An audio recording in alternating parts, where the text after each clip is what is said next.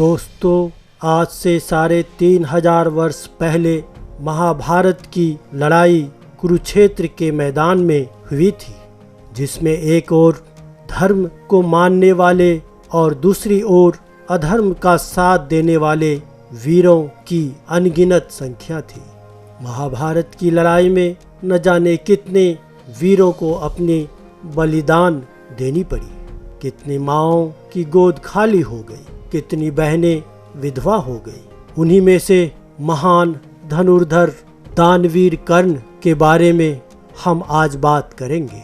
कर्ण द्वापर युग के महान योद्धाओं में से एक थे, लेकिन उनको मिला श्राप ही उनकी मौत का कारण बन गया।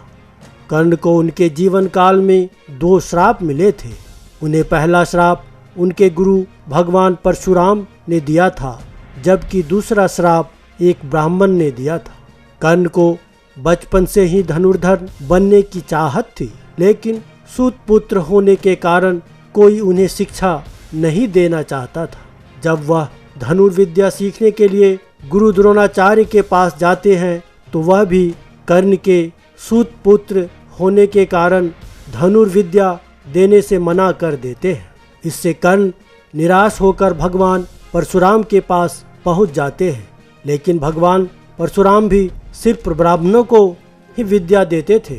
अब कर्ण किसी भी तरह से धनुर्विद्या सीखना चाहता था, तो वह भगवान परशुराम से झूठ बोलता है कि वह ब्राह्मण है। भगवान परशुराम भी कर्ण को ब्राह्मण समझकर उसे शिक्षा देने लगते हैं। जब कर्ण की शिक्षा खत्म होने वाली होती है, तब एक दिन उनके गुरु भगवान परशुराम दोपहर के समय कर्ण की जंघा पर सिर रखकर आराम से सो रहे होते हैं। थोड़े समय बाद वहाँ एक बिच्छू आता है, जो कर्ण के जंघा पर काट लेता है। अब कर्ण सोचता है कि अगर वह हिला या बिच्छू को हटाने की कोशिश की तो गुरु परशुराम की नींद टूट जाएगी, इसलिए वह बिच्छू को हटाने की बजाय उसे डंक मारने देता है। कर्ण काफ़ी समय तक बिच्छू के डंक से होने वाले दर्द को सहता रहता है। फिर जब कुछ समय बाद गुरु परशुराम की नींद टूटती है, तो वह देखते हैं कि कर्ण के जांघ से खून बह रहा है। यह देखकर भगवान परशुराम गुस्से में कहते हैं कि इतनी सहनशीलता सिर्फ किसी क्षत्रिय में ही हो सकती है। तुमने मुझसे झूठ बोलकर ज्ञान हासिल किया है, इसलिए मैं तुम्हें श्राप देता हूँ कि जब भी तुम्हें मेरी दी हुई विद्या की सबसे ज़्यादा ज़रूरत होगी, उस समय वह काम नहीं आएगी। इससे निराश होकर कर्ण अपने गुरु से कहता है कि वह स्वयं नहीं जानता कि वह किस वंश और कुल का है। ऐसे में वह सारी बातें अपने गुरु परशुराम को बताते हैं। यह जानने के बाद भगवान परशुराम को श्राप देने पर पछतावा होता है, लेकिन दिया हुआ श्राप वापस नहीं लिया जा सकता था। इसीलिए वह अपना विजय धनुष कर्ण को वरदान के रूप में देते हैं। इसके बाद कर्ण भगवान परशुराम के आश्रम से विदा लेते हैं। इस घटना के कुछ वर्षों बाद एक दिन कर्ण जंगल में किसी अत्याचारी राक्षस का पीछा कर रहे होते हैं।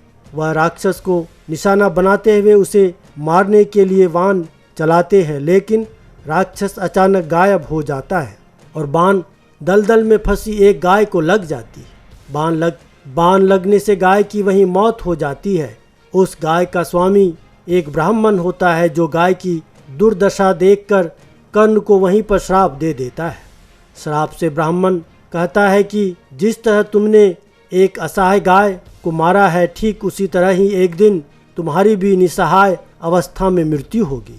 आगे चलकर इन दोनों श्राप का प्रभाव महाभारत के युद्ध में नजर आया। युद्ध के दौरान कर्ण के रथ का पहिया दलदल में फंस जाता है। जब कर्ण उसे निकालने के लिए रथ से उतरता है, तभी अर्जुन बाण चला देता है, जिससे कर्ण की मृत्यु हो जाती है। दोस्तों, वीडियो पसंद आया हो इसे लाइक, सब्सक्राइब और शेयर जरूर करें।